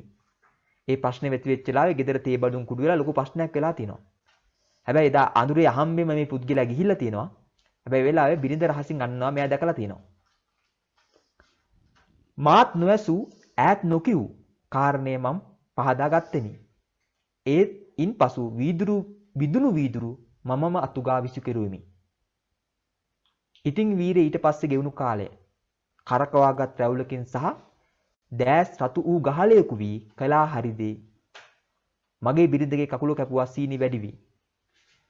ඊට පස්සේ මේ ප්‍රශ්නෙන් පස්සේ වෙච්ච දේවල් බිරිඳ වයසට යනවා. බිරිඳ ඒ පෙනුමම තියෙන්නේ නැහැ. බිරිඳගේ සීනි වැඩිලා කකුල කපලා. මෙයාට ගොඩක් රස්සා කරන්නලා පෞල් ජීවිතේ පවත්තා නැන්ද. කල්පනාවත් අඩුයි දැන් ඇගේ. ඉන්නේ එක තැන. බේත් හින්දා ගේත් විකුණුවා පදිංචිය දැන් ලන්සිවත්තේ කාමරයක. මේක වෙනකොට බෙහෙත් ගන්න ගෙදරත් විකුණන්න වෙලා තියෙනවා. යමු වීරේ දවසක් දෙකක් එහි ඉන්න බැරුව ඇයි. බීර බෝතල් දෙකක් ගෙනියමු. තිබේ කීමට තවත් වගතුක. අපි ගෙදරට ගිහිල්ලා තවත් දේවල් බොහෝ කතා වෙමු. දැන් ඔබ හිතන්න මේක මේ කවිය අපිට වෙනස් ඒ වගේ දෙයක් සම්බන්ධයෙන් වුණත් අපිට වෙන සිතුවිලි රටාවට අපි අරන් යනවානේ. සමාව දීමකට සංවේදීභාවයකට මිනිස්සුන්ගේ හැඟීම් ප්‍රකාශන සම්බන්ධ වෙන තින්කින් එකට අපි අරන් එනවා.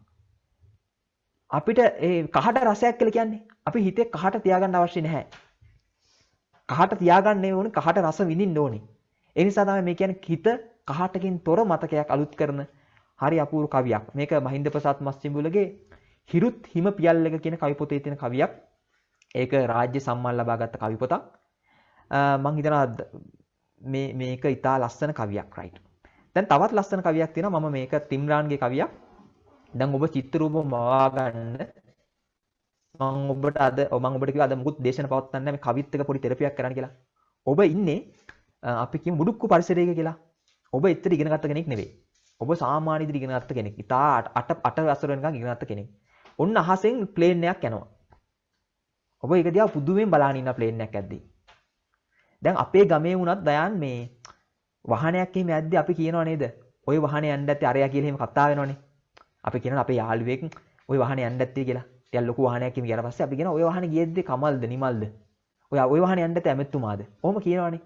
දැන් මේ මුඩුක්කු පරිසරයේ ඉද්දි හිතවතුනේ මේ මුඩුක්කු පරිසරය හරහා ජෙට් එකක් යනවා. ජෙට් එකක් ඇද්දි ඒකින තරුණයෙක්ට මතක් වෙන දේවල් තමයි මේකේ තියෙන්නේ. මේ කවි පොත මේ අවුරුද්දේ රාජ්‍ය සම්මාන ලබාගත් කවි පොත බවට පත් වුණා. රාජ්‍ය සම්මානයේ හරි මේ විශේෂ රජත පුස්තකේ ලබාගත් කවි පොතෙන් මම ලබාගත් කවි පොතක්. මේකත් තිම්රාන් කීර්ති.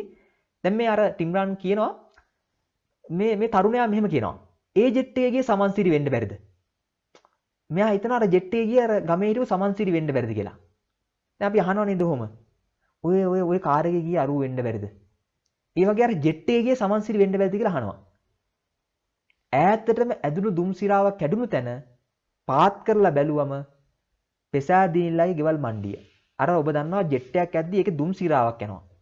ওই දුම් සිරාව කැඩෙන තැන හරියටම තියෙන ප්‍රසාදිනී කියලා ගෑල්ලා ගෙදර. අපි දන්නේ මේ ප්‍රසාදිනී මෙයාගේ පෙම්මතියක්ද අර සමන්සිරිගේ පෙම්මතියක්ද කියලා. කොහොමද ප්‍රසාදිනී කියලාත් නෙවෙයි කියන්නේ. පෙසාදිනී කියලා කියන්නේ. ඒ වගේ අර ප්‍රසාදිනීට පෙසාදිනී කියලා කියන්නේ සාමාන්‍යයෙන් අර ඒ වගේ පරිසරයක ජීවත් වෙන කෙනෙක්නේ. ඉතින් බලන්න මේ කවියා ඒ කවිය කියන්නේ අර පරිසරයේ වචන අරන් තියෙනවා. ඈතටම ඇදුණු දුම් සිරාව කැඩුණු තැන පාත් කරලා බැලුවම ප්‍රසාදිනීලා ගෙවල් මණ්ඩිය. වලාකුළු තව වලාකුළු ඉන්පස්සේ ලංකාව ඉවරයි. දැන් මෙයාගේ දැනුම පේනවනේ අපිට. එයා හිතනවා මේ වලාකුළුන් පස්සේ ලංකාව ඉවරයි කියලා. ජෙට් එක බානවා ඇත්තේ ඇපල් වත්තක ඉහත්තාවට.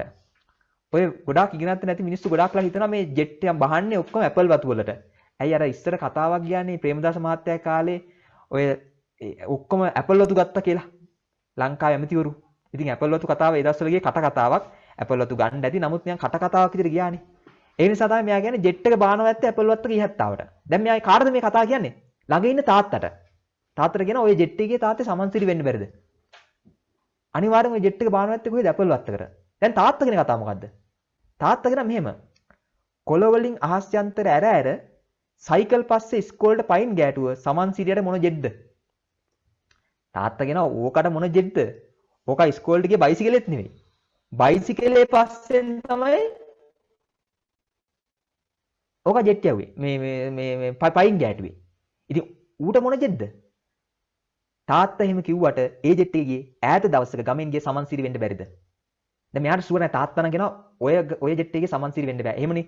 දැන් හිතන්න ඔබගේ ගමේ වුණත් කිසියම් පුද්ගලයෙක් වෙනසක් කරා කිව්වට පස්සේ ගමේ මිනිස්සු පිළිගන්නවද? එහා ගමේ කෙනෙක් කරා කිව්වොත් ගමේ මිනිස්සු තොරණක් ගහලා මල් මාලා දාලා පිළිගයිනේ. ගමේ එක්කෙනෙක් කරා කිව්වොත් පිළිගන්නේ නැහනේ. දැන් මේ තාත්තට කියනවා ඔය සමන්සිරි වෙන්න බෑ. හැබැයි මෙයා කියනවා මෙහෙම. තාත්තා එහෙම කිව්වට ඒ ජෙට් එකේ ගියේ ඈත දවසක ගමෙන් ගිය සමන්සිරි වෙන්න බැරිද? මෙහෙමයි. කවුරුත් ඉස්සර කරන් ආවේ නැත්තම් දැන් ඔන්න සමන්සිරිගේ ස්වභාවය පැහැදිලි කරනවා. සමන්සිරි කියලා කියන්නේ මේ සාම්ප්‍රදායික කෙනෙක් නෙවෙයි.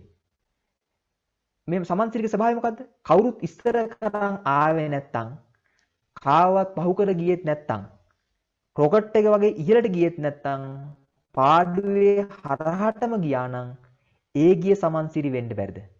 මේ සමන්සිරි ටිකක් වෙනස් කෙනෙක්. එයා රොකට් එක වගේ කෙලින් ගිය මිනිස්සෙක් නෙවෙයි අනිත් අය පහු කරගෙන. ඒ වගේම මේ හරහට ගිය එයා හරි පාඩුවේ හරහට ගිය කෙනෙක්. ඊට පස්සේ මෙහෙම කියනවා මෙයා ටීචර්ලා දන්නේ ජෙට් හදපු සුද්ද ගැන. තාත්තලා කියවනේ රාවණා ගැන. මම දන්නවා සමන්සිරි ගැන. මෙච්චරයි ඒ ජෙට් එකේ සමන්සිරිමයි. අපිට අපේ ළඟ ඉන්න මිනිස්සයාගේ දක්ෂතාවය පේන්නේ නැහැ. අපි කියනවා අපේ අවුරුදු 2500 කලින් අපි මෙහෙම කරා. දැන් උඹලට කරන්න බෑ කියලා තමයි තාත්තලා කියන්නේ. මේකෙන් පෙන්වන්නේ අපේ මේ සමාජ ක්‍රමයේ අපි කතා කරන හැම වෙලෙම අපේ අතීතයේ හොඳයි අපේ අතීතේ හොඳයි අපි තමයි හොඳටම කරේ කියලා නේ. අපි කියන්නේ අපි තමයි හොඳටම කරේ කියලා අපි කියනවා. ඒක තමයි තාත්තලා කියවන රාවණා ගැන. ඉස්කෝලේ සිලබස් එකේ තියෙන්නේ මොකද්ද? ඉස්කෝලේ සිලබස් එකේ තියෙන්නේ සයන්ටිෆිකලි මේ වගේ සුද්ධ කියලා. දැන් මම කියන ටීචර්ලා දන්නේ ජෙට් හදපු සුද්ධ ගැන තාත්තලා කියවනේ රාවණා ගැන මම දන්නවා සමන්සිරි ගැන. මම ওই රාවණා ගැන දන්නෙත් නෑ. මම සුද්ධ ගැන දන්නෙත් නෑ. හැබැයි අර අපේ ගමේ හිටපු පුංචි ඉස්කෝලේ හිටපු සමන්සිරියා ඉන්නවනේ. මම සමන්සිරියා ගැන දන්නවා. ඒ නිසා සමන්සිරිම තමයි ওই ජෙට් එකේ ගියේ. ඒ නිසා මම හිතනවා මෙතන අපිත් එක්තරා ආකාරයක සමහර සමන්සිරිලා වෙන්න පුළුවන්. ඔබට සමහර අය කියන්න පුළුවන් ඕක කරන්න බෑ, ඔයාට වෙන්න බෑ. ඔයාගේ මේක හරියන්නේ නැහැ කියලා කියන්න පුළුවන්. හැබැයි ඔබ විශ්වාස කරනවා නම් ඔබට කරන්න පුළුවන් කියලා ඒක කරන්න පුළුවන්. මේ කවිය ඇත්තටම හරි අපේ සමාජ ක්‍රමය, අපේ අධ්‍යාපන ක්‍රමය, ඒ වගේම අපේ සංස්කෘතිය ඉතා සියුම්ව විග්‍රහ කරන හරි අපූර්ව කවියක්. ඉතින් ටීම් රානුත් මතක් කරමින් මම මේ කවිය මතක් කරනවා මගේ හිතවතෙක්. තවත් මම හිතන්නේ මෙන්න මේ කවියත් ඉතාම මේ වැදගත් කවියක්. මම හිතන්නේ මේකෙන් කවි සින්දුවකුත් බිහි වුණා මේ පොඩ්ඩියේ කියන කවිය. මේකේ සින්දුවකුත් තියෙනවා. පස්සේ වෙලාවක මේ කවිය කියවන්න මම එතන පොඩ්ඩක් ගන්න. රයිට්. මේ කවිය මේ මෑතකදී මට ළඟදී දැන් තරුණ කවියෙක් කියව කවියක්. නමුත් මට තරුණ කවියෙක් විදිහට ඉතා හොඳ කවි හැකියාව පෙන්නන මොනාලිසා ගැන කියපු ලස්සන කවියක්. දැන් මේ මොනාලිසා චිත්‍රය දිහා බලන්න මට හිතෙන කෙනා ඔයගොල්ලෝ හැමෝම මොනාලිසා චිත්‍රය දිහා බලන්න. කවිය අද බලන්න කිව්වොත් ඔයාලා මොනාලිසා කියලා කියන්නේ ඒ දවස්වල ජීවත් වෙච්ච ඒ ප්‍රදේශයේ ජීවත් වෙච්ච ධනවත් ව්‍යාපාරිකයෙක්ගේ බිරිඳක්. ඩාවින්සි මේ චිත්‍රය අඳින්න අවුරුදු 4ක කාලයක් ගත්තා. හැබැයි ඩාවින්සි මේ චිත්‍රය නැවත වරක් මොනාලිසාට බාර දෙන්නේ නැහැ. ඩාවින්සි මේ චිත්‍රය තමන් තියාගන්නවා. මරණකම්ම ඩාවින්සි ගාව තියෙන එකම චිත්‍රය මේ මොනාලිසා චිත්‍රය. ඔයාට මොනාලිසා ගැන චිත්‍රයක් මේ කවියක් ලියන්න කිව්වොත් ඔයා මොනවද ලියන්නේ? කාන්තාව ඉන්නවා, දරුවෝ ඉන්නවා හිතලා බලන්න මොකද්ද ලියන කවිය කියලා.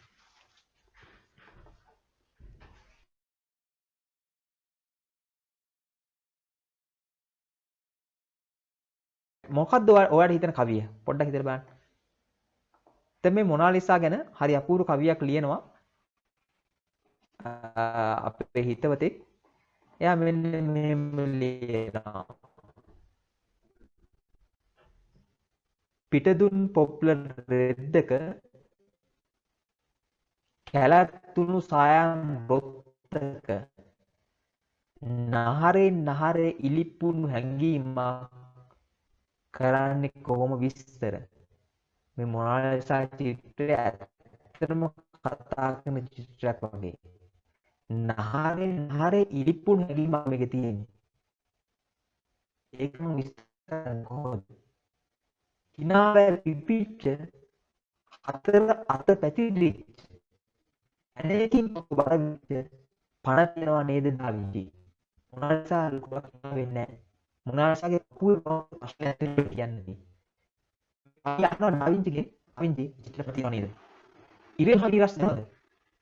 පිච්චෙන්නේ නැතුවද? රාමුවල හීනයක් අස්සක hina වෙන්නේ කොහොමොච්චර? මොනාලිසා ඉන්නේ රාමුවක. හැබැයි මොනාලිසා රාමුවක ඉඳලා අපිට පුංචි hinaවක් කරනවා. කවි අහනවා ඔය රාමුවල හීනයක් ඇතුළේ ඉඳලා ඔයා hina වෙන්නේ කොහොමද කියලා. හිත් පිට නැති ඇස් එක්කලා hina වෙලා බිමින් තියා ඔය රෙද්දෙන් බැසපලයන් මොනාලිසා. කවියා කියනවා මොනාලිසාට දැන් ඔය එනේ නායට hina වෙවි හිටිය ඇති. දවසක ඔයාට හිතුනොත් ඔය රාමුවෙන් එළියට එන්න ඕනේ කියලා. ඔය රෙද්දෙන් බැසලා යන්න. මේ කවිය මේ කියන්නේ මේ සංස්කෘතිකව සීමා වෙච්ච එක්කෝ කාන්තාව ගැන එහෙ නැත්නම් පිරිමි ගැන හැම කෙනෙක්ම ගැන. ඉතින් හිතවතුනි මේ අපිට කවිත් එක්ක ලස්සන මේකට යන්න පුළුවන් මේ නිර්මාණත් එක්ක මම හිතන්නේ නිර්මාණශීලීත්වය කියන මේ වගේ දෙයක්. ඔබට සමහරට පුංචි කවි පොතක් පුංචි කෙටි කතා පොතක් අරගෙන පොඩ්ඩක් කියවන්න ඒ කවියක් එක්ක යන්න. මම විශේෂයෙන්ම කලින් ජීවිත කියලා සලින් රීඩන් කවියක් තියෙනවා. එයා කියනවා මේ children are not your children. වාගේ ළමයි නෙවෙයි. ලයිෆ්ලෝගින් පොස්ට් ඒගොල්ලොන්ට ඔයාලා නෙවෙයි. ඒගොල්ලෝ ඔයාගේ තුලින් ඒගොල්ලෝ ඔයාගේ නෙවෙයි. ඒක නිසා ඒගොල්ලොන්ට හිතන්න them your love but not your ඔබගේ ආදරය ඒගොල්ලෝ ලබා දෙන්න. හැබැයි ඔබ සිතුවිලි ලබා දෙන්න එපා. For they have their own thought. ඒගොල්ලොන්ට ඒගොල්ලොන් විදිහට හිතන්න ඉඩ දෙන්න. You may house their bodies but not their souls. ඔයා ඒගොල්ලොන්ගේ ශරීර වලට ගෙවල් ලබා දෙන්න.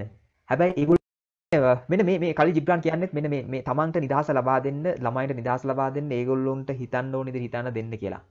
ඉතින් කාල වේලාව අපි ගොඩක් ඉක්මවලා ගියා. මම දන්නේ නැතුව කාලේ ඉක්මවා ගියා.